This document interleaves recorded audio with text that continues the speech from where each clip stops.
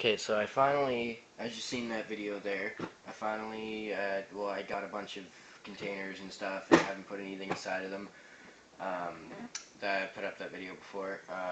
It's not up yet, so it should be up around the same time as this video should be up, so check that out. So I bought a bunch of these containers. In case you didn't see the other video, I bought a bunch of them, and I had stuff laying around and whatnot, so I figured I'd buy containers to help organize and stuff. So we can start off with the little ones here. I use this to organize just random parts, or not parts, but random tools like air compressor tools in here. Just sliders, clamps, some sticky hooks. Just put that random stuff in there. This one's empty still. I still don't know what I'm going to do with that one yet. And here's the $4 motor that is basically the 550 and feels around the same torque. It's 12 turn. I'm going to test that. Don't know what it's going to do yet. Might start on fire. I don't know.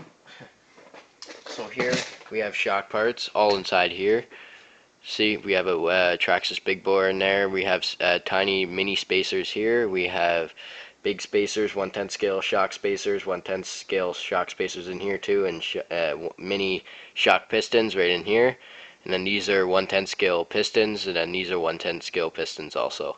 And there's a big bore shock in there. Okay, I labeled them too. And you're gonna probably wonder, what if you want to change the container to something else? Then you just use rubbing alcohol, and it rubs it off right away. It's permanent marker. So. And then these are body pins. I labeled them body pins. See, shock retainers in here, big pins, little pins, big pins, and then like tiny little ones in there, skinny ones that fit in the Revo, ones that fit in the Emax, stuff like that. And then just let me get this shut here. I like things organized. I don't like anything like scattered everywhere because I can't find it. Now these here, this is called pinion gears. Just pop it off. And you get a bunch of pinion gears in there. And just screw it back on. These are mini parts here. You can see there.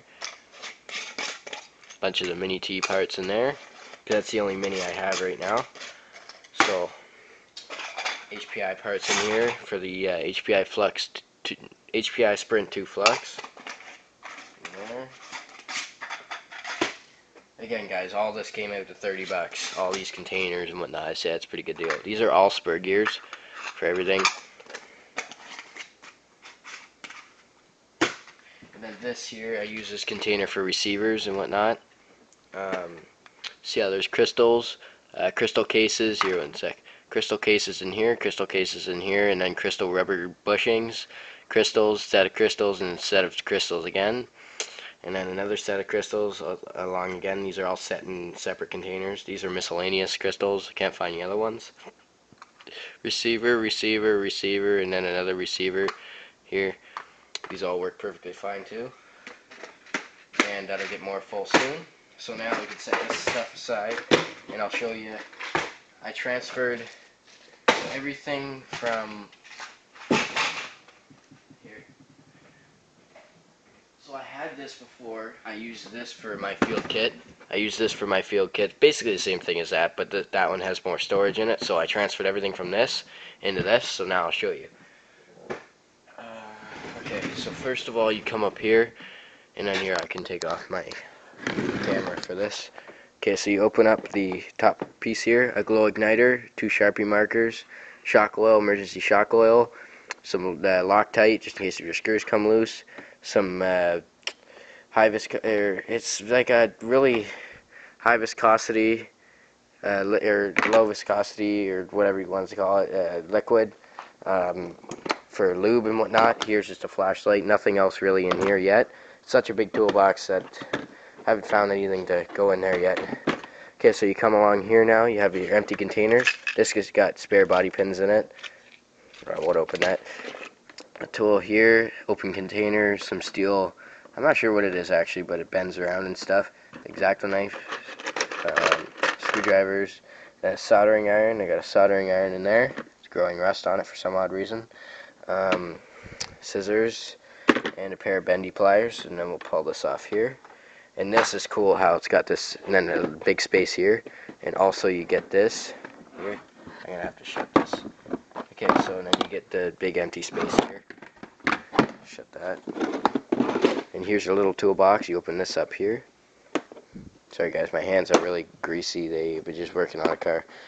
So here we open up. We have some tools in there, Allen keys, and some Allen keys, more Allen keys, and then a not a T wrench, a torque wrench, and some soldering paste, soldering wire, double stick tape, and some electrical tape.